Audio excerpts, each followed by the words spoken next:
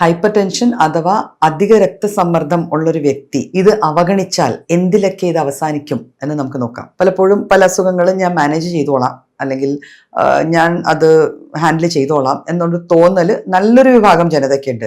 ഒരിക്കലും ഇത് അത്തരത്തിൽ അവഗണിക്കേണ്ട ഒരു ക്രോണിക് ഡിസീസ് അല്ല എന്നുള്ളത് ആദ്യമേ മനസ്സിലാക്കുക.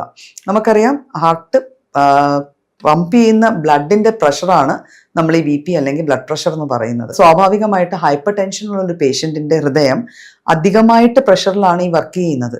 അപ്പം ഏറ്റവും വലിയ കോംപ്ലിക്കേഷൻ അല്ലെങ്കിൽ ഏറ്റവും അധികം അറ്റ് റിസ്ക് എന്ന് പറയുന്നത് നമ്മുടെ ഹൃദയം തന്നെയാണ്. അപ്പം ഹൃദയാഘാതം ഉണ്ടാവാൻ അല്ലെങ്കിൽ ഹാർട്ട് അറ്റാക്ക് ഉണ്ടാവാനുള്ള ചാൻസസ് ഒരു BP പേഷ്യൻ്റ് അല്ലെങ്കിൽ ഹൈപ്പർ ടെൻസീവ് പേഷ്യൻ്റ് പ്രോപ്പറായിട്ട് മരുന്ന് കഴിച്ചില്ലെങ്കിൽ ഹൃദയാഘാതം ഉണ്ടാവാനുള്ള ചാൻസസ് എപ്പോഴും കൂടുതലാണ്. അപ്പം ഹൃദയാഘാതം അതിൻ്റെ ഒരു വലിയൊരു കോംപ്ലിക്കേഷൻ ആണ്. പിന്നെ പറഞ്ഞല്ലോ, ഹൃദയമാണ് ബ്ലഡ് പമ്പ് ചെയ്ത് ഓരോ അവയവങ്ങളിൽ കൊണ്ടുപോവുക.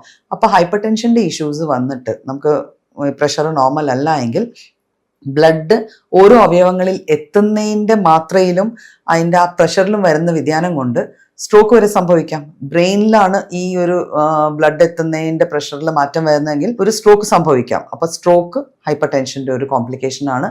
ഇതുകൂടാതെ കണ്ടിന്യൂസ് ആയിട്ട് ലോങ് ടേം BP കൂടിയിരുന്നു കഴിഞ്ഞാൽ ഈ പ്രഷറിൽ വൃക്കകൾ ബ്ലഡ് ഫിൽട്ടർ ചെയ്യുന്നത് കൊണ്ട് തന്നെ വൃക്കകളിൽ ലോഡ് കൂടുകയും റീനൽ ഫെയിലിയർ പോലത്തെ കോംപ്ലിക്കേഷൻസ് വന്നു ചേരുകയും ചെയ്യാം. ഹാർട്ടിന് പ്രശ്നമുണ്ടായി, ബ്രെയിനിന് പ്രശ്നമുണ്ടായി, പിന്നെ നമ്മുടെ വൃക്കകൾക്ക് പ്രശ്നമുണ്ടായി.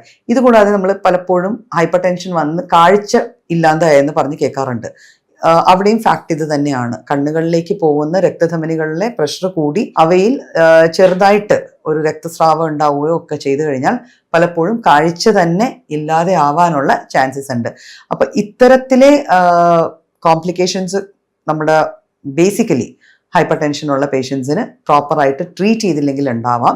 പലപ്പോഴും ഈ വലിയ കോംപ്ലിക്കേഷൻസിൽ പോവാതെ നമ്മുടെ ഹൃദയത്തിന്റെ ഒരു കാർഡിയോമെഗാലി എന്ന് പറയും, ഒരു എക്സ്റേ ഒക്കെ എടുക്കുമ്പോഴായിരിക്കും കാണുക ആ വ്യക്തിയുടെ ഹൃദയത്തിന് വലിപ്പം വല്ലാണ്ട് കൂടിയിരിക്കുന്നു. അങ്ങനത്തെ ഒരു അവസ്ഥയിലേക്കും പ്രോപ്പർലി ട്രീറ്റ് ചെയ്യാത്ത ഒരു ഹൈപ്പർ ടെൻസീവ് കേസ് എത്തിച്ചേരാവുന്നതാണ്.